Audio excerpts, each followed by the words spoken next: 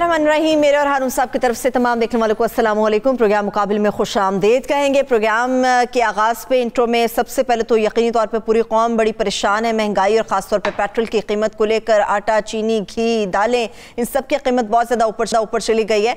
कुछ अच्छी और खुशाइंद ख़बरें हैं जो कि आवाम के अंदर कुछ उम्मीद जगाएंगी। इसके मुतालिक महंगाई के बारे में आपके साथ डिटेल्स में शेयर करेंगे, मगर इसके साथ साथ पाकिस्तान की सियासत में जहाँ पर तमाम सूबे अहमियत के हामिल हैं, बलूचिस्तान भी बहुत ज़्यादा अहमियत का हामिल था, है और रहेगा। बलूचिस्तान के अंदर वज़ीर आला बलूचिस्तान के खिलाफ जो अदम एतमाद की तहरीक है, उस पर सिर्फ एक ही सवाल है। इसके कई पहलू आपके सामने रखेंगे कि क्या ये तहरीक कामयाब होगी या नतीजा इसके बरक्स निकलेगा। इसके ऊपर हारून साहब का तजिया लेंगे। इसके साथ साथ पाकिस्तान के वज़ीर ख़ारजा शाह महमूद कुरैशी साहब ने ये जो बात की है कि तहरीक तालिबान पाकिस्तान दहशतगर्दी में मुलविस ना होने का वादा करे, और अगर पाकिस्तान का आइन इस चीज़ को तस्लीम करे तो गौर कर सकते हैं, यानी कि उनकी आम मुआफ़ी के बारे में ऐलान किया है। क्या जितने ज़ख्म इस पूरी कौम ने खाए हैं उनके ऊपर मरहम रखने का ये तरीक़ेकार है? क्या जिसने ज़ख्म खाए हैं उस तकलीफ़ को वो भूल सकेगा इस ऐलान के बाद? इसके ऊपर हम बात करेंगे तफसील के साथ। और अफ़गानिस्तान की सूरत हाल में यकीन तौर पर पाकिस्तान बड़ी अहमियत इख्तियार करता जा रहा है और हमेशा से अहमियत इख्तियार किए हुए था। अब सवाल ये कि इमरान खान साहब ये जो फैसला कर चुके हैं और इसका बाकायदा तौर पर आगाज़ किया जा चुका है कि अफ़गानिस्तान के मसले के हल के लिए मुज़ाकरात की राह हमवार की जाए, जिन जिन स्टेक होल्डर्स को साथ वो मिलाएंगे, उसके बाद क्या रिजल्ट निकल सकते हैं, उसके पर बात करेंगे। हारून साहब, महंगाई की मैंने अटैक देनी है, चले वो मैं दूंगी बाद में, लेकिन बलूचिस्तान के अंदर कुछ अच्छी खबरें हमें सुनने को मिलेंगी या अभी इसी तरह से अफरा तफरी का माहौल रहेगा? ना अच्छी ना बुरी, एक कशमकश है जो दायमी है, जो हमेशा से और हमेशा रहेगी। मसला तहरीक में एतमाद का नहीं है, तहरीक में एतमाद तो पेश हो गई। 23 अरकान अपोजिशन के 13 की वो कहते हैं हमायत हासिल है। वज़रा और स्पीकर खुल्ला मुखालफत कर रहे हैं। ऐसा ही है, नाम भी आपको लिखवा दिए थे उनके, जी तहकीक करके। तो ऑब्वियसली आपका हाफ़ज़ा मुझसे अच्छा है, वो नाम अगर आप ही पढ़ दें तो ज़्यादा अच्छा सही है। चलिए, वक्त आएगा, ठहरिए। अच्छा, वो आप अपना जो है मसला और है।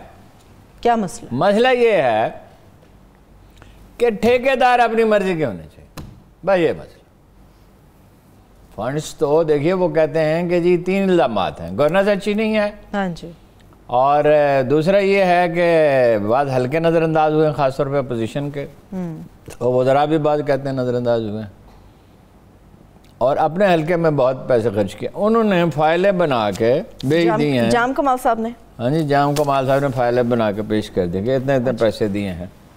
अब मसला ये है कि वहाँ तो असम्बली का हाल ये था कि 20 साल पहले मंसूबा बना कि लेवीज़ को तरबियत देकर पुलिस में ज़म कर दिया जाए। ठीक, किसी को फारिग नहीं किया जाएगा, तरबियत दी जाएगी। अभी बलोच सरदारों के ज़रिए तनख्वाहें मिलती हैं, तो वो 10 अरब रुपए उस पर खर्च भी हुए।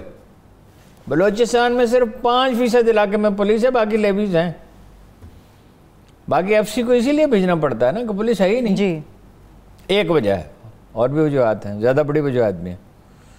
अब वो कहते हैं भी ठेकेदार हमारे होने चाहिए, एक शर्त पे खेलूंगी प्यार का खेल, क्या है वो मिसरा है? चलिए छोड़िए। तो वो एक मौलवी साहब थे मुशर्रफ के ज़माने में, आपको पता ना कुछ मौलवियों की बहुत चलती थी, तो उन्होंने पीपल्स वर्क्स प्रोग्राम के तहत 2 ट्यूबवेल मंजूर कराए, फिर एक फेक कंपनी बनाई अपने सन इन लॉ के नाम पे, फिर वो ट्यूबवेल लगवाए भी अपनी ज़मीन पे, फिर जिस चीफ इंजीनियर ने एतराज़ किया उसको निकलवा भी दिया। ये है बलूचिस्तान असम्बली के अरकान, मुअज़्ज़ज़ मोहतरम अरकान। बात यह है, जाम कमाल के दादा आपको पता है वज़ीर रहे हैं, उनके वालिद रहे हैं, वो रहे हैं। ये उनसे मुख्तलिफ हैं वैसे। अच्छा, ये कुछ ना कुछ डिसिप्लिन चाहते हैं और खुल खेलने की इजाज़त नहीं देते। यानी आपका मतलब है कि इख्तलाफ वाले खुल खेलना चाहते हैं? भाई हर आदमी अपना ठेकेदार चाहता है, इससे ज़्यादा बाद में क्या कह सकता हूँ? पहले ही मेरी कोई शोहरत अच्छी नहीं है इस मामले में कि ये बहुत ही ज़्यादा खुल के बात करता है और आदाब का ख्याल रखता है। आदाब का क्या ख्याल रखें भाई? लूट मार हो रही है तो लूट मार को क्या कहें? दुरुस्त बात, दुरुस्त, बिल्कुल दुरुस्त बात है हारून साहब। तो ये है वहाँ पे मसला। अब्दुल कुद्दूस बज़ंजो जो हैं बगावत के लीडर हैं, ٹھیک ہے، سرشار رہتے ہیں. چلیے میں نہیں پوچھوں گی، کچھ نہیں پوچھوں گی، آگے بڑھے آپ. سطحی سے آدمی ہیں. ان کا گروپ زیادہ طاقتور ہے جام کمال صاحب کا؟ ہارون صاحب جام کمال کے اجلاس میں تو 7 آدمی آئے، لیکن بچوں میں لڑائی ہو جاتی ہے تو والدین صلح کرا دیتے ہیں، امید ہے صلح کرا دیتے ہیں. اچھا، آپ کا مطلب ہے یہ، یعنی کہ چلیے میں اس پہ آخری سوال بعد میں کروں گی. مجھے یہ بتائیے، اب آپ نے بڑے معزز اراکین کی بات کی، کچھ معزز اراکین کا نام میں لیتی ہوں، آپ مجھے بتائیں ان کی ناراضگی کی وجہ کیا ہے. ANP کے نصیر شاہ صاحب، ان کی ناراضگی کی وجہ کیا ہے؟ ٹھیکیداری مسئلہ ہے یا کوئی اور؟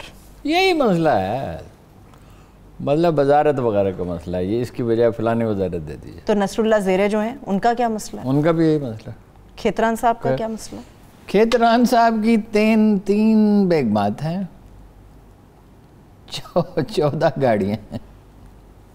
ہارون صاحب اس وقت خانقنبہ بڑا ہو جاتا ہے تو پھر ٹھیک ہے، زیادہ گاڑیاں چاہیے ہوتی ہیں. بشرا رین صاحبہ ہیں. ہاں، ان کا کیا پرابلم ہے بشرا رین صاحبہ کا؟ ان کا خیال ہے کہ DGP آفس میں تیل کا کنواں ہے.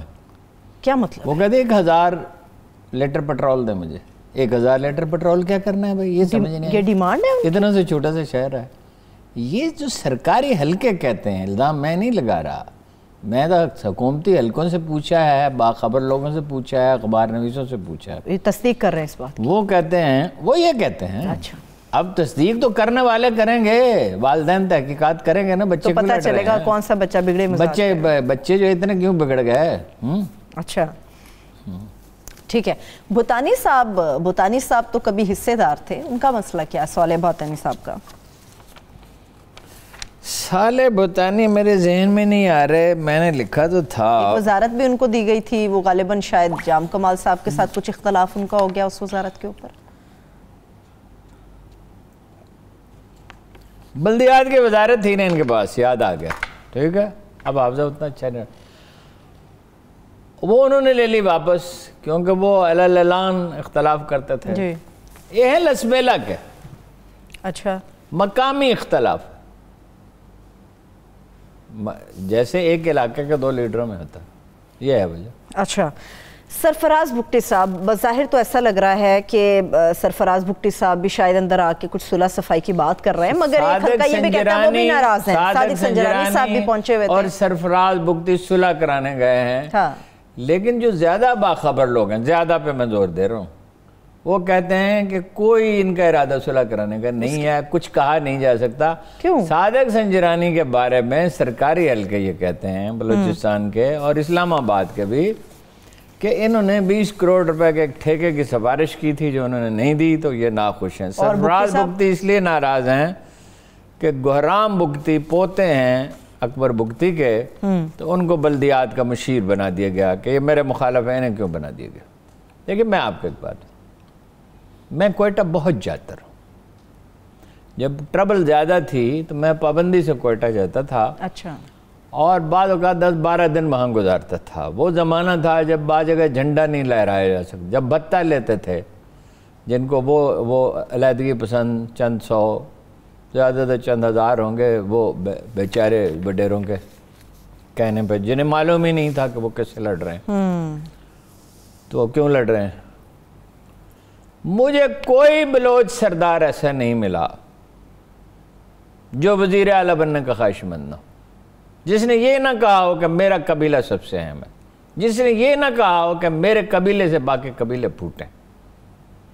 بلوچستان میں کرپشن نام کی کوئی چیز نہیں پائی جاتی. وہ سمجھتے یہ ہمارا حصہ ہے. 6% ہوتا تھا. بلوچستان میں ایک سیمینار میں لاہور سے اور اسلام آباد سے اخبار نویسوں کو انوائٹ کیا گیا. اچھا، اس کے بعد جتنی مذمت ہو سکتی تھی انہوں نے ہماری کی. میں نے ان سے ایک سوال پوچھا. ایک بات ان کی صحیح تھی کہ میڈیا توجہ نہیں دیتا، یہ بات تو صحیح تھی. میں نے ان سے پوچھا کہ 3 سال مسلسل میں نے مہم چلائی کہ بلوچستان کا بجٹ بڑھایا جائے، چونکہ یہاں فاصلے زیادہ ہیں. لاہور میں اگر ایک سڑک جو ہے وہ 1 لاکھ آدمی استعمال کرتے ہیں 10 کلومیٹر کی، تو وہاں 10,000 آدمی استعمال کرتے ہیں. ایک گاؤں سے دوسرے گاؤں کا فاصلہ بعض اوقات 100 کلومیٹر ہوتا ہے، سینکڑوں میں ہے.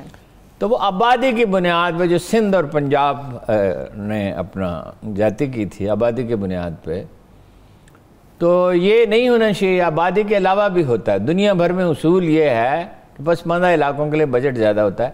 ان 3 سالوں میں سے آپ عظیم بلوچ سرداروں میں سے کس شخص نے کبھی ایک بیان بھی دیا؟ آپ کو اپنی ذات گرامی کے علاوہ کس چیز کی فکر ہے؟ تو کسی نے جواب دیا؟ اس کا کیا جواب دیتے ہو؟ جب میں وہاں سے چلا گیا تھا پھر انہوں نے جواب دیا، کیونکہ مجھے پھر کہیں جانا تھا. میرے بعد انہوں نے خطاب فرمایا. میری موجودگی میں کسی نے اس سوال کا جواب نہیں دیا. بلوچستان ایک قبائلی علاقہ ہے. قبائلی آپ کو بتایا لیویز پہ 10 ارب روپے خرچ ہو گئے. بھائی بلوچ سردار پیسے لیتا ہے اور لیویز کو دیتا ہے تو اپنا حصہ رکھتا ہے. وہ اس کے آدمی ہیں، وہ اسٹیٹ کے تو وفادار نہیں نا. یہ کیسی اسٹیٹ ہے؟ یہ کوئی اسٹیٹ ہے جس میں تنخواہ لیویز کی جو ایک سویلین لیتا ہے؟ ملازم وہ سرکاری ہیں. اچھا 25 کروڑ روپے دیے جاتے تھے ان کو اور اس کا کوئی حساب نہیں. آپ کو یاد ہے کہ گھروں سے 2-2, 4-4 کروڑ روپے نکلے؟ جی جی جی ٹھیک ہے. اور یہ جیسے آپ افغانستان میں نکل رہے ہیں. قبائلی معاشرہ جب جدید معاشرے میں ڈھلتا ہے تو اس میں تدریج ہونی چاہیے. صحیح. وہ یوں نہیں ہو سکتا کہ آپ اچانک جو ہے وہ سب ان کو اختیارات دے دیں. اس حساب سے 100 سال بھی آپ پیسے دیتے رہیں. دیکھیے ایک تو 6 سے 9% ہوئے جو ان کا حق تھا، بلکہ میں کہتا ہوں 10% ہونے چاہیے. کوئی فیور نہیں تھی، ان کا حق تھا. دوسرا یہ ہے بالکل ان کا جو پسماندہ جو رہ گیا تو ان کا حق فائق ہے. پسماندہ کا حق ہوتا ہے ایسا حکومت پہ. اندرون سندھ کا حق ہے جس پر نہیں پیسے خرچ ہو رہے. کراچی کا حق ہے. کراچی کا خیر الگ بات کریں گے. دیکھیے وہ 25 کروڑ روپے ان کو دیے جاتے، ٹھیکیدار ان کے اپنے ہوتے تھے. حالت یہ ہے پنجاب حکومت میں شہباز شریف صاحب کے دور میں 24% تھا ایم این اور ایم پی اے. اب پتہ نہیں کیا. مطلب یہ میں ذمہ دار سرکاری لوگوں سے ملتا رہتا ہوں، اعلیٰ مناصب پر فائز، وہ کہتے ہیں کہ بڑھ گیا ہے ریٹ، کم نہیں ہوا. مجھے کامل علی آغا صاحب یاد آ گیا. ہارون صاحب بڑے آغاز پہ انہوں نے اس حکومت کے کہا تھا کہ اب ذرا ریٹ ہر چیز کا بڑھ گیا ہے. نہیں وہ افسر شاہی تو دیکھیں نا. دیکھو یہ ایک عجیب حکومت ہے، عجیب پارٹی ہے. یہ کہتی ہے عمران خان کرپٹ نہیں ہے. وہ باقی تو ہیں نا اسی تناسب سے ہیں. ادھر تو چلو ایک شریف خاندان کھاتا ہے تو زرداری خاندان، باقیوں کو تو وہ تھوڑا بہت موقع دیتے تھے. جی ہاں جی صحیح ہے. ٹھیک ہے ہارون صاحب، عبدالقدس بزنجو صاحب، ایک سوال ہے. چلیے مان لیتے ہیں ایک لمحے کے لیے کہ اگر وہ کامیاب ہو جاتے ہیں تو پھر کیا ہوگا؟ میرا خیال ہے مشکل ہے. پھر یہ ہوگا ثناء اللہ ظہری کے دور کی طرح کہ زیادہ وقت وہ کراچی اور دبئی میں گزارا کریں گے. ثناء اللہ ظہری کے دور میں مجھے جو صوبے کا سب سے اہم آدمی تھا اس نے کہا کہ 1 کروڑ روپے کا تو صرف گوادر میں پانی بیچتے ہیں یہ. اچھا. اور مہینے میں 3 سے 4 دن دیتے ہیں یہ صوبے کو. یہ کشمکش نہ پیدا ہو، شاہ زین بگٹی کو ایک ٹاسک وزیر اعظم عمران خان صاحب نے دیا تھا. ہارون صاحب شاہ زین بگٹی بیچارہ کیا کر سکتا ہے؟ انہوں نے کہا تھا ناراض رہنماؤں کو مناؤ بلوچوں کو. سادہ سا آدمی ہے. اور وہ اکبر بگٹی کے بارے میں ایک کالم میں نے لکھا تھا، وہ بلوچ سردار جس کے لیے دنیا قبیلے کے آخری کھیت پہ ختم ہوتی ہے. حالانکہ وہ پڑھا لکھا تھا، بطور کرپٹ بھی نہیں تھا، انگریزی بڑی اچھی تھی اور وہ ڈسپلن کافی نافذ کرتا تھا. یہ وہ لوگ ہیں جو بہت تنگ دائرے میں سوچتے ہیں، اسٹیٹ کے بارے میں نہیں سوچتے. جام کا مال کا کوئی جرم نہیں ہے، کو ہوں گی غلطیاں بھی، انسان ہے، لیکن وہ اس طرح جو اندھا دھند جاتی کی اجازت نہیں دیتا. ٹھیک ہے، اس نے فائلیں بنا کے دے دی، اس کو فلاں کو 2 ارب روپے دیے، فلاں کے حلقے میں 1 کروڑ روپے، فلاں کے حلقے میں 1 کروڑ روپے، فلاں کے 50 کروڑ روپے. تو میرا خیال ہے کہ والدین صلح کرا دیں گے. ٹھیک ہے. لیکن ہارون صاحب ٹھیک ہے آپ کی بات کہ والدین صلح کرا دیں گے، مگر بظاہر جتنے بڑے بڑے نام لیے سب کے سب ناراض ہیں، تو اس کا مطلب یہ کہ تحریک پھر کامیاب ہو جائے گی. ان باتوں سے یہ لگ رہا ہے ہو جائے کامیاب تو ہو جائے گی. تو پھر وہ کون سا کوئی زیادہ دن ٹھہرے گی؟ پہلے بھی تو دیکھا نا، ثناء اللہ ظہری صاحب سے میں نے پوچھا کہ بھائی ابھی ایک خزدار میں ایک سیمینار تھا جس میں چیف آف آرمی سٹاف بھی شریک تھے، کور کمانڈر بھی تھے، وزراء بھی تھے، میڈیا بھی سارے پاکستان سے آیا تھا.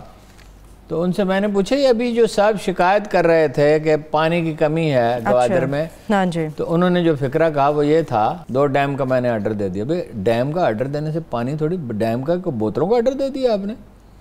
ڈیم تو جب بھرے گا تب بنے گا، تب بنے گا، جب بھرے گا تب بھرے گا، اور پھر جب سپلائی کا سلسلہ ہوگا. تو وہ یہ حکومت میں کوئی نام کی کوئی چیز نہیں ہے. حکومت ایک مشین کی طرح ہوتی ہے جس کے سارے کل پرزے کام کریں.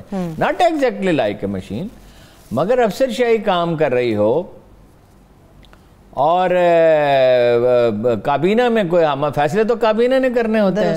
اب صورتحال یہ ہے کہ وزیر اعلیٰ الگ ہے, اس کے وزیر اس کے خلاف بیان دے رہے ہیں, اسپیکر اس کے خلاف بیان دے رہا ہے. اپوزیشن نے یاد ہے کیا کیا تھا پچھلے دنوں, وہ مطلب اندر ہی نہیں جانے دے رہے تھے اجلاس کے. میں سمجھتا ہوں کہ جام کمال کے معاملے میں یہ زیادتی کر رہے ہیں. وہ اس سے دراصل یہ کہہ رہے ہیں بلوچستان کو ایک چراگاہ ہے اور اسے ایک چراگاہ رکھنے کی اجازت دی جائے. ٹھیک ہے, ایک آخری سوال پھر میں آگے بڑھتی ہوں. ہارون صاحب, بیپ جو ہے وہ اتحادی بھی ہے وفاق کے ساتھ, اور اگر بلوچستان میں کچھ طرح کی انسٹیبلٹی ہوتی ہے تو ایک تاثر یہ دیا جا رہا ہے کہ شاید حکومت بھی لڑکھڑائے گی اس کے بعد. حکومت بھی اس کے نہیں لڑکھڑائی کیا, حکومت تو یہ بلدیاتی الیکشن کے بعد لڑکھڑائی گئی ہے نا. نون لیگ کے 52 کونسلر ہیں, ان کے 27 کونسلر ہیں, تو لڑکھڑا تو گئی ہے. اب یہ ہے کہ اپنے آپ کو یہ کہ گلگت بلتستان کے الیکشن پیمانہ نہیں ہے, آزاد کشمیر کے الیکشن پیمانہ نہیں ہے, ٹھیک ہے, صحیح پیمانہ یہ ہے. کونسلر جو ہوتا ہے نا وہ محلے کے 10 12 15 ہزار آدمیوں نے منتخب کرنا ہوتا ہے, وہ اس کو جانتے ہیں.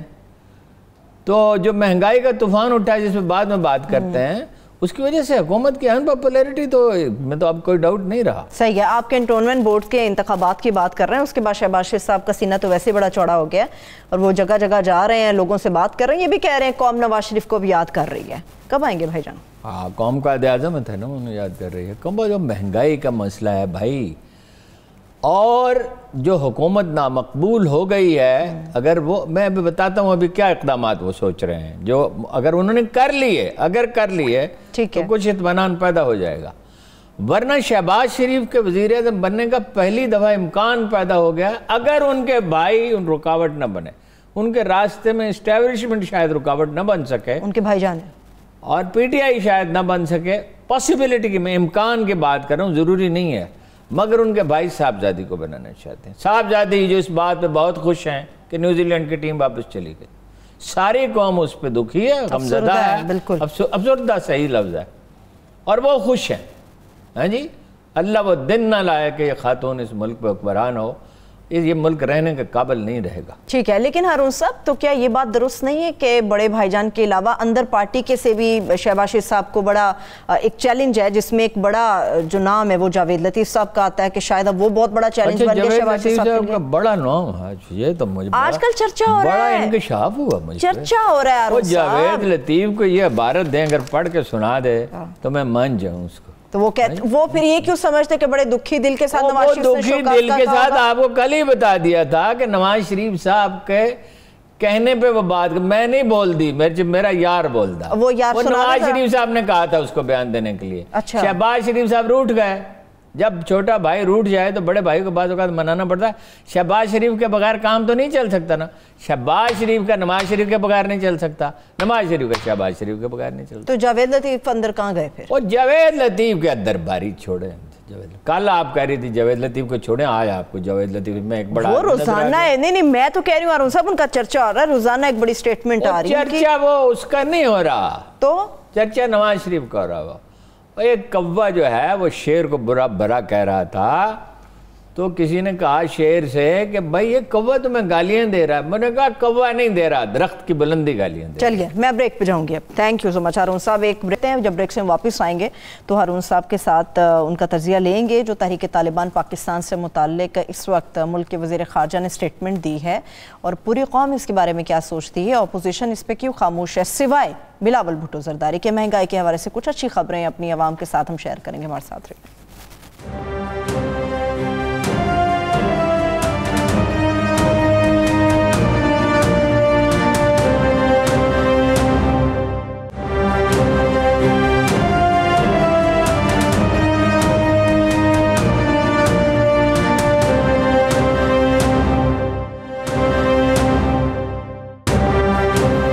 بریک کے بعد ایک بار پھر سے پروگرام میں ہم آپ کو خوش آمدید کہیں گے. ایک امپورٹنٹ, ایک بڑا نہایت اہم مسئلہ تحریک طالبان پاکستان کا ہارون صاحب, جو کہا گیا ہے کہ ہر ہتھیار پھینکنے والے کے لیے عام معافی ہے, اس کو آپ کس طرح سے دیکھ رہے ہیں؟ دیکھیں, یہ پہلے تو صدر علوی صاحب نے انٹرویو دیا جی, اور یہ کہا کہ عام معافی کے بارے میں سوچا جا سکتا اگر وہ آئین کو تسلیم کر لیں, دہشت گردی سے باز آ جائے. جب زیادہ قریدا گیا تو انہوں نے کہا ہاں جو سنگین جرائم میں ملوث ہیں انہیں تو نہیں مل سکتی. تو جرائم میں جو ملوث ہی نہیں انہیں معافی کی کیا ضرورت ہے؟ درست. ٹھیک ہے. پھر انڈیپینڈنٹ کو انٹرویو دیا ایک شاہ محمود نے, انہوں نے بھی یہی کہا. اب اس سطح پہ میرا ذاتی خیال یہ ہے کہ وہ لوگوں کا رد عمل معلوم کرنا چاہتے ہیں, اور میرا ذاتی خیال یہ بھی ہے, یہ میرا گمان ہے, اندازہ ہے میرا, کہ یہ طالبان, افغانستان کے طالبان نے ان سے کہا کہ یہ مسئلے کا حل ہے. کیونکہ اس کو جوڑ کے دیکھیں کہ پارلیمنٹ کو جو بریفنگ دی گئی تھی اس میں کہا تھا کہ پاکستانی اور افغان طالبان ایک ہی سکے کا دو رخ ہے. ٹھیک ہے, مکتب فکر ایک ہی ہے نا. اب یہ بات میری سمجھ سے بالا تر ہے کہ بھئی 70-80 ہزار آدمی شہید ہوئے, 7,000 فوجی جوان اور افسر شہید ہوئے. جو لوگ یہ جانتے ہیں کہ فوجی افسر کی تربیت کیسے ہوتی ہے, کتنا خرچ اٹھتا ہے, کتنا جان سوزی کا کام ہے, پہلی بات یہ کہ ایک جان قیمتی ہے. پھر وہ جو اسکول تھا اے پی ایس, اس کے جو 250-300 بچے شہید ہوئے, جن کا غم یہ قوم صدیوں تک نہیں بھلا. اگر یہ ایک قوم ہے, اگر یہ انسان ہے, اگر ان میں کوئی زندگی ہے, اگر کوئی حیا اور احساس اور دردمندی کی ایک رمق بھی ہے, کیا اس کو بھول سکتے ہیں؟ کبھی نہیں. 30 اخبار نویس قتل کر دیے گئے. انہوں نے دھمکی بھی دیا پھر کیا کوئی اخبار نویس ہمیں کوئی ادارہ میں دہشت گرد نہ کہے ورنہ اس کی سزا بھگتے گا.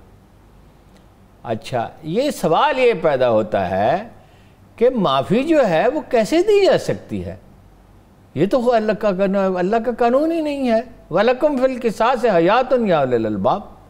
اگر تم دانا ہو تو سمجھ لو کہ قصاص میں زندگی ہے, اور جس کا بچہ مارا گیا ہے معافی اس سے مانگے, اس کو دیت ادا کریں. جیسے امریکیوں نے کہہ دیا ڈرون حملہ کر کے معافی مانگتے ہیں. معافی کس سے معافی؟ جو قتل ہوئے ہیں, جن کے گھر اجڑ گئے ہیں, چراغ بجھے, ان سے معافی مانگیں, اور اس کو قصاص ہے یا دیت ہے. اس بارے میں سوچا, اور یہ مجھے نہیں پتا یہ اس طرح کے فیلر کیوں چھوڑتے ہیں. انہوں نے کہا, اگر انہوں نے کہا یہ سادہ لوئی کی حد ہے, صدر کی بھی اور وزیر خارجہ کی بھی. انسانوں کے بارے میں بات ہو رہی ہے, بھیڑ بکریوں کے بارے میں بات نہیں ہو رہی. بھیڑ بکریاں بھی نہیں سے 70-80 ہزار قتل کے.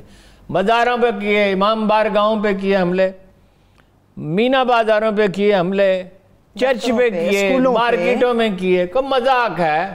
انسانی زندگیاں کوئی کھیل تماشا ہیں؟ او بچے, کم سن بچے, ان کا کیا گناہ تھا؟ مساجد میں, GHQ پہ, ISI کے دفاتر میں, ان کو یہ حق کس نے دیا ہے؟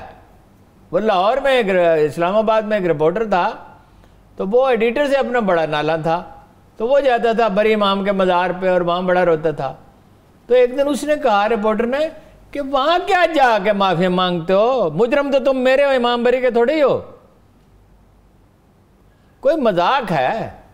آپ دیکھیے, انہوں نے ادھر یہ کہا, ادھر آپ کر کیا رہے ہیں؟ وہ جب سے طالبان کی الغار ہوئی ہے وہاں سے, وہ سیکورٹی فورسز پہ حملے کر رہے ہیں. 78 حملے, 78, 150 آدمی شہید ہوئے ہیں 8 مہینوں میں.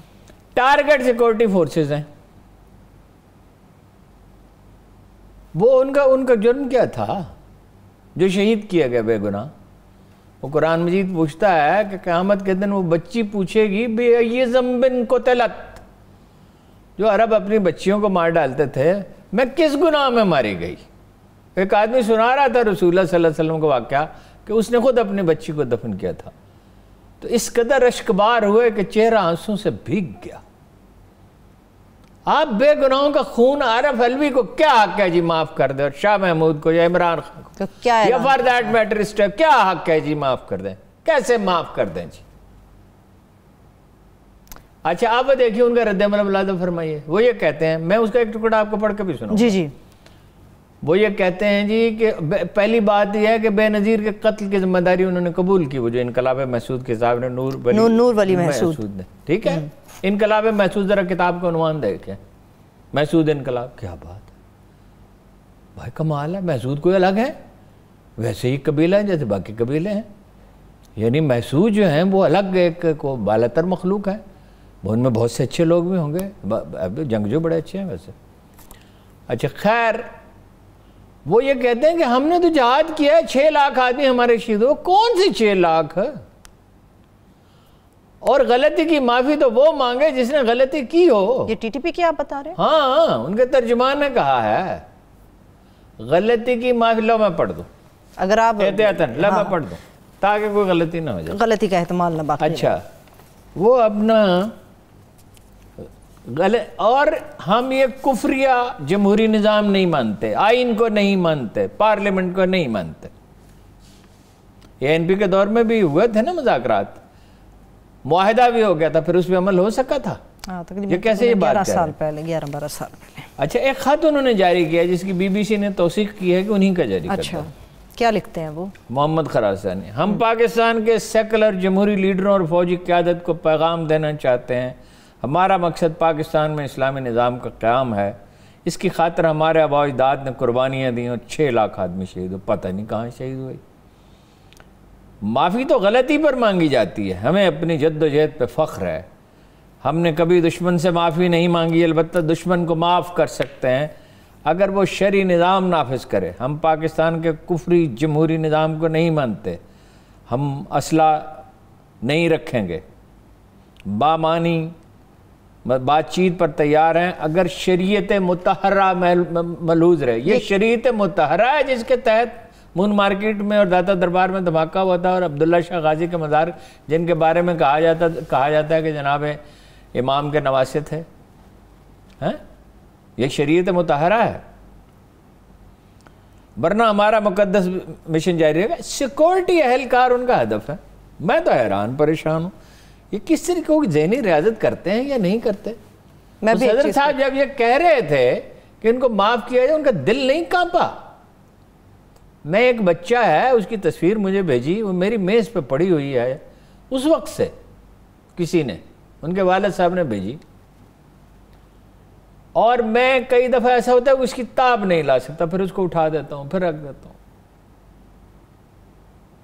اور مطلب آپ اندازہ کر سکتے ہیں کہ جب 8-10 سال کے ایک بچے کو ذبح کر دیا جاتا ہے تو اس کے والدین ساری عمر کس کیفیت سے گزرتے ہیں. اور عارف علوی صاحب کو حق کس نے دیا ہے معاف کرنے کا؟ اور شاہ محمود کو کس نے دیا؟ اور عمران خان کو کس نے دیا؟ یہ وہ باتیں کرتے ہیں جو ہو سکتے ہی نہیں ہیں. اور جب یہاں ہفتے میں 5 بڑے دھماکے ہوتے تھے، اپ ٹل 5 3 ہوتے تھے، ہم نے ان کے خلاف جنگ لڑی اور جیت لی الحمدللہ. اس لیے کہ خدا ظالم کا ساتھ نہیں دیتا. حضرت ابراہیم تک سے کہہ دیا تمہاری اولاد میں جو ظالم ہوگا اس سے میرا کوئی معاہدہ نہیں. ٹھیک ہے؟ ٹھیک. یہ ٹھیک ہے ہارون صاحب، میں ایک چیز پر میں بھی تھوڑی حیران بھی ہوں، پریشان بھی ہوں. ہر چھوٹی چھوٹی چیز پہ اپوزیشن کو ایک موقع ملتا ہے حکومت کے اوپر تنقید کے نشتر برسانے کا. یہ ایک نہایت اہم موقع ہے. اپوزیشن کیوں خاموش ہے؟ اس پہ بات کیوں نہیں کرتی؟ بلاول نے کہا، بلاول بھٹو نے پہلی بار میں اسے اتفاق کرتا ہوں کہ یہ تو شہداء کی قربانیاں ضائع کرنے والی بات ہے. اور اس نے اس لیے بھی کہا، اور اس کا حق ہے کہ وہ کہے کہ اس کی ماں کو مارا، انہوں نے وہ ذمہ داری قبول کرتے ہیں. باقی اپوزیشن کا کام کیا ہے؟ میں تو سینیٹر سراج الحق کا بیان پڑھ کے ششدر رہ گیا. اگر سراج الحق کا یہ حال ہے تو باقیوں کا کیا عالم ہوگا کہ جی وہ یہ مشین دھاندلی کرنے کے لیے بنائی جا رہی ہے. اور خدا کے بندے، مشینیں اس لیے نہیں بنائی جاتی. مشین نے بننا ہوتا ہے. 100 سال پہلے اسی طرح لاؤڈ سپیکر کے خلاف 150 سال پہلے فتوے دیے جا رہے تھے. مشین کو کوئی نہیں روک سکتا. آپ یہ کہیں کہ ضمانت دیں کہ مشین میں دھاندلی، اپوزیشن کا یہ کام ہے، تنقید برائے تنقید. حکومت یہ ہے کہ کر کچھ نہیں رہی، بیکار اور بے معنی حکومت ہے. اس کو سمجھ ہی نہیں، نہ اکانومی کی نہ پولیٹکس کی. بھائی صرف ٹیکس میں 1/3 اس میں سے کھا لیا جاتا ہے، ڈیوٹیز میں سے. جو ابھی آپ کو پتا کیا تھا ٹیکس بڑھ گیا، وہ ڈیوٹیز میں سے بڑھ گیا. جی جی 45% انڈر انوائسنگ سے. 1991 کا ایک قانون ہے، نواز شریف صاحب نے بنایا تھا. اور نواز شریف صاحب جب قانون بنائیں گے تو یاد رکھیے صرف ذاتی مفاد کو ملحوظ رکھیں کہ کچھ پیسے باہر رکھ سکتے ہیں. کیوں رکھ سکتے ہیں؟ پیسے منگوائیں، پیسے ٹرانسفر کرنا آج کل. ان کا خیال تھا کہ جی ان کے بعد مشرف آیا، پھر جناب علی اپنا دوسری حکومتیں، زرداری صاحب آئے، پھر نواز شریف صاحب آئے، پھر اب یہ عمران خان کی حکومت. وہ قانون وہیں کا وہیں ہے. چین سے کتنا سامان آتا ہے؟ فرض کیجئے مجھے ٹھیک فگر یاد نہیں ہے، 12 بلین کا ڈالر آتا ہے، 12 بلین ڈالر کا آتا ہے یا 15 کا، چلیے تو 1/3 کم دکھایا جاتا ہے، تو اس کے ٹیکسز کہاں گئے؟ وہ پیسہ وہاں سے وہیں ٹرانسفر ہو جاتا ہے، سوئٹزرلینڈ یا لندن یا امریکہ۔ اتنا ہی ہوتا ہے یا پھر زیادہ کر دیا نہیں، وہ جاتا جو ہے ٹیکس کا پیسہ ہے، دیکھو نا، مطلب ایک چیز 100 روپے کی خریدی ہے، 70 روپے کی خریدی ہے، چینی حکومت کہتی ہے ہم نے اتنی برآمدات کی ہیں اور یہاں کم ہے۔ ان تاجروں سے یہ نہیں پوچھ سکتے، FBI سے یہ نہیں پوچھ سکتے، پولیس کو یہ منع نہیں کر سکتے ظلم سے، ٹھیک ہے، اور قاتلوں کو معاف کرنے کے لیے تیار۔ صحیح ہے۔ چلیے اب آپ نے مہنگائی کی، برآمدات کی وغیرہ کی بات کر دیا ہارون صاحب، بجلی کے بلوں نے ویسے ہی عوام کو تڑپا کے رکھ دیا ہے، اوپر سے انکم ٹیکس کی جو بھرمار ہونے جا رہی، کچھ پٹرول ہارون صاحب، آج تو میں بھی بڑی دکھی دل کے ساتھ اپنی گاڑی کا ٹینک فل کرا کے آئی ہوں، بہت دکھی تھی میں بھی آج۔ سوچیے عام آدمی جس بیچارے کی انکم بہت کم ہے اس کا کیا ہوگا؟ کچھ اچھی خبر سنا دیں، تھوڑا لوگوں کو حوصلہ دیں، کیا ہونے والا؟ وہ چیمن صاحب نے کہا، میں نے کہا، جمشید اقبال چیمن صاحب کہتے ہیں اگلے ہفتے 4 چیزیں لازماً سستی ہو جائیں گی، گھی، آٹا، چینی اور دالیں۔ گھی کا انہوں نے آئل کوکنگ آئل، انہوں نے کہا کہ وہ 50 روپے ٹیکس کم کر دیا ہے، چینی منگوا لی ہے 89 پر کلو دی جائے گی، دالیں منگوا لی ہیں اور گندم بھی۔ اب ایک ہفتے کا انہوں نے دعویٰ کیا، اس کو میڈیا نے کوئی خاص اہمیت شاید اس لیے نہیں دی کہ بھئی ایک بات ہی ہے نا، جب اس پہ عمل ہوگا تو اگر یہ کر گزرتے ہیں، دیکھیں مہنگائی کے ویسے بہت سے اسباب ہیں، جو انٹرنیشنل جو بات ہو نا، وہ دونوں پہلو اس کے بیان کرنے چاہیے، یک طرفہ نہیں کرنا چاہیے۔ جو انڈیکس ہے دنیا میں، پاکستان اب بھی سستا ترین ملک، ڈالر جو ہے وہ 120 پہ چھوڑ کے گئے تھے نون لیگ والے، 170 کا ہو گیا، پیٹرول جو ہے وہ 35 کا بھی تھا، مگر جب وہ گئے ہیں 42 کا تھا، اب ہے 75 ڈالر فی بیرل کے فی بیرل، ٹھیک ہے۔ کرونا ہے اور جو ہے گورننس سے بری ہے ہی، بیڈ گورننس۔ جس ملک میں عثمان بزدار وزیر اعلیٰ ہو، وہ وہاں بھی ایک عثمان بزدار آ گیا، عبدالقیوم بزدار، نہیں نیازی ہے، عبدالقیوم بزدار، کیونکہ میں روز فون کرتا ہوں کشمیر، اس لیے مجھے پتہ چل گیا کہ وہ بزدار ہی ہے۔ اچھا، نہ کوئی پالیسی بن رہی ہے، نہ کوئی فیصلہ ہو رہا ہے، دڑے بندی ہے، کوئی اقدام نہیں ہو رہا۔ ججز کی فائلیں پڑی ہوئی ہیں، اسلام پچھلی حکومت نے بھیجی تھیں آزاد کشمیر کی، مگر پراپر چھان بین کے ساتھ، انٹیلیجنس رپورٹوں کے ساتھ، وہ ججوں کی تقرری رکی ہوئی ہے۔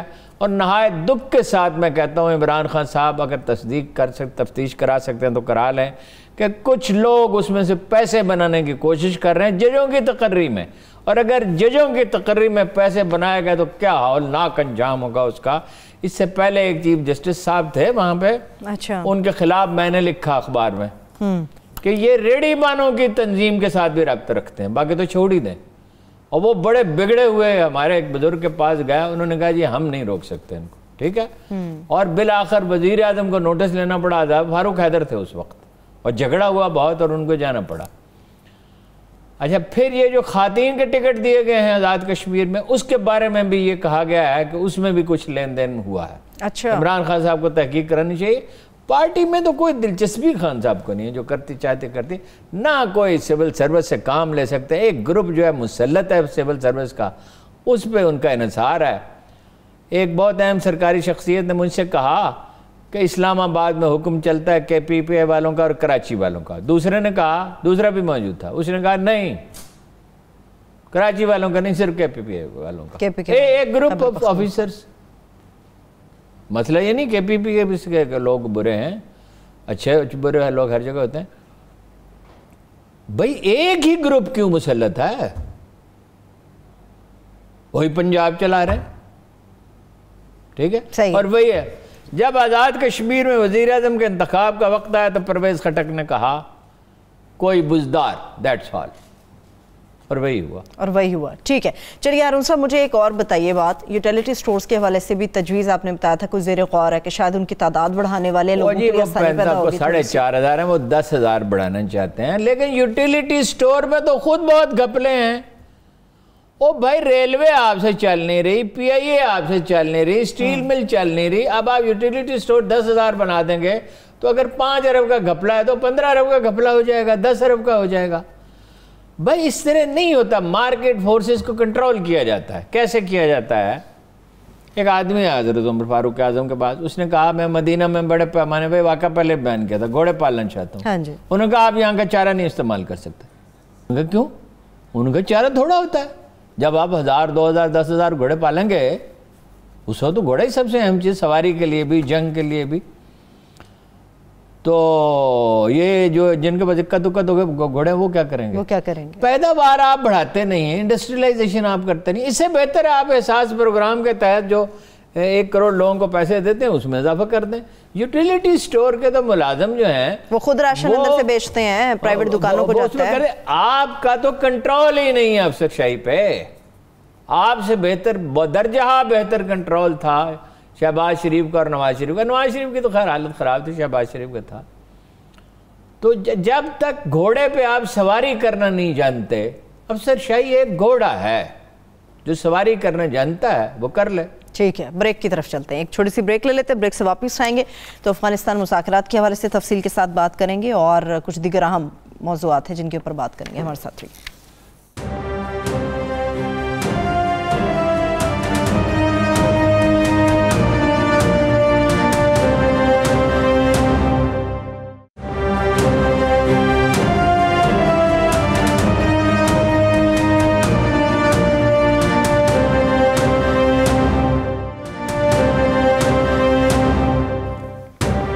بریک کے بعد ایک بار پھر سے پروگرام میں خوش آمدید کہیں گے. افغانستان مذاکرات کے اوپر ہارون صاحب میں بات کروں گی, مگر آپ نے بریک سے پہلے شہباز شریف صاحب کی بات کی تھی.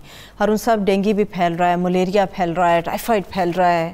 شہباز شریف صاحب تو یاد آ ہی رہے ہیں پوری قوم کو. آبویسلی شہباز شریف ہوتا تو ڈینگی کا تو فائٹ کرتا. عثمان بزدار صاحب اللہ جانے کتنے بجے سو کے اٹھتے ہیں اور کیا کام کرتے ہیں. سیالکوٹ گئے 10-15 افسر نکال دیے, شہباز شریف کی نقل کرنے کی کوشش کر رہے ہیں. بھائی ان سب سوالوں کا ایک ہی جواب ہے کہ صوبے کو ایک طاقتور وزیر اعلیٰ چاہیے. یہ دنیا کے 2/3 ملکوں سے بڑا صوبہ ہے, 12 کروڑ آدمی ہیں, اور ایک ایسے شخص کو وزیر اعلیٰ بنا دیا گیا ہے.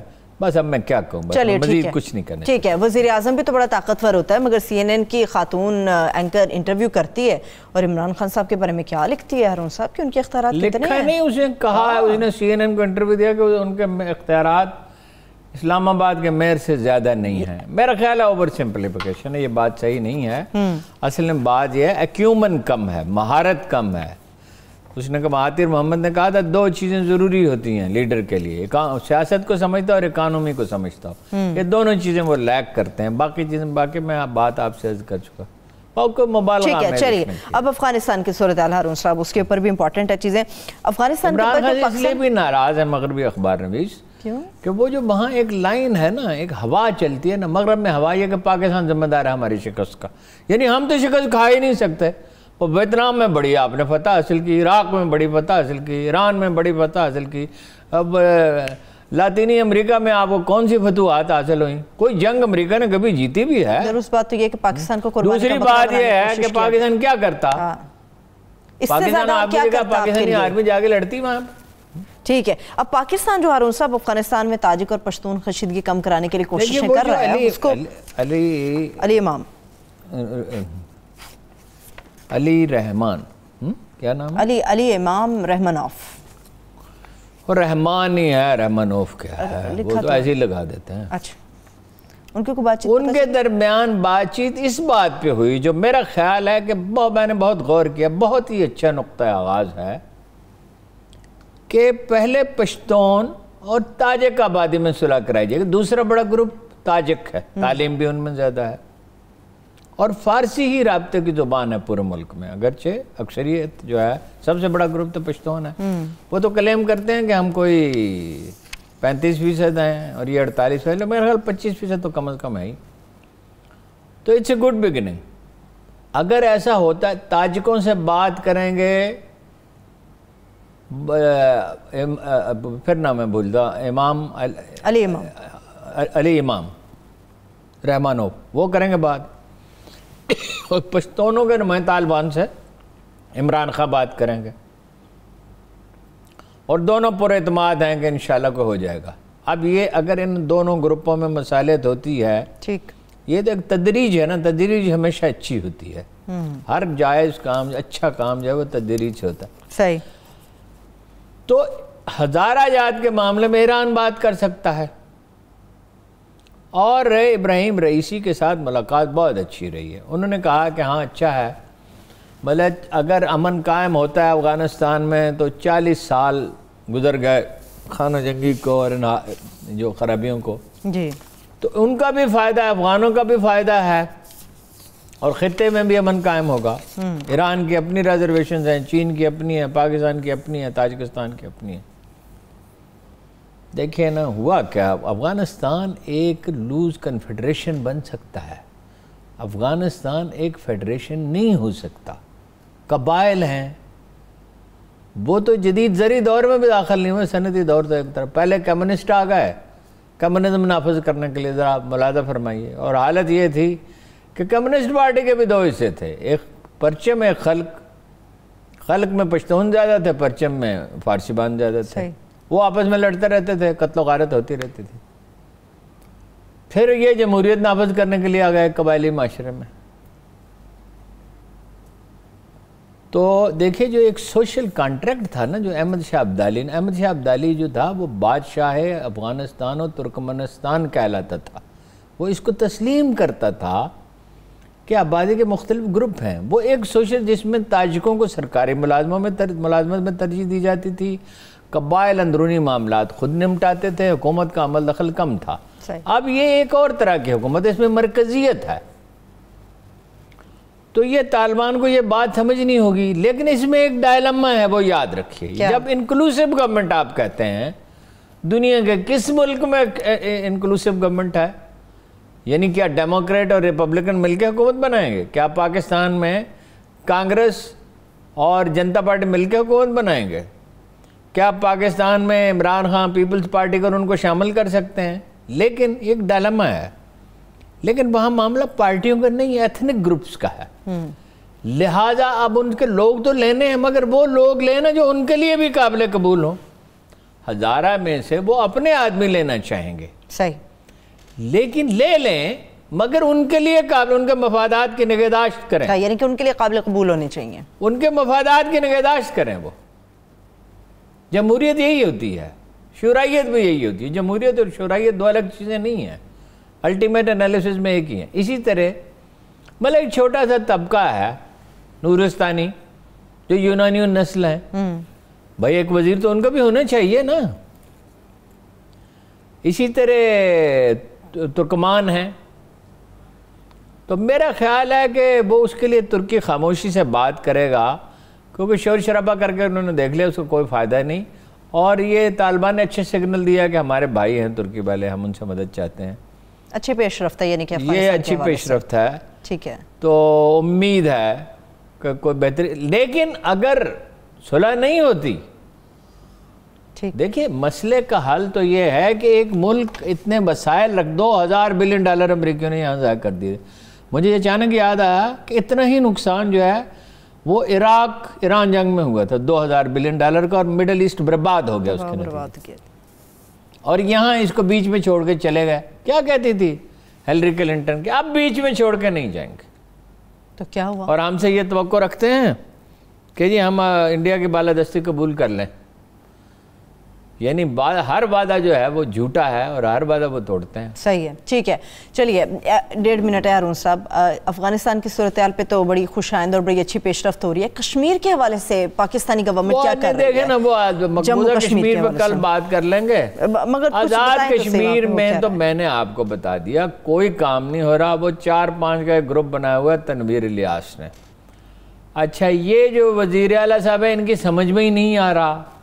ان کو بھی عثمان بزدار کی طرح 300-400 سال چاہیے کاروبار حکومت سمجھنے کے لیے. وزیر اعظم عبدالقیوم نیازی صاحب، عبدالقیوم بزدار، ٹھیک ہے. نیازی بھی تو ان کا تخلص ہی ہے نا، وہ نیازی تو نہیں ہے. خان صاحب خود حیران تھے نیازی کہاں سے آ گیا. ہاں تو نیازی بھی بزدار کیوں نہیں تخلص رکھ لیتا.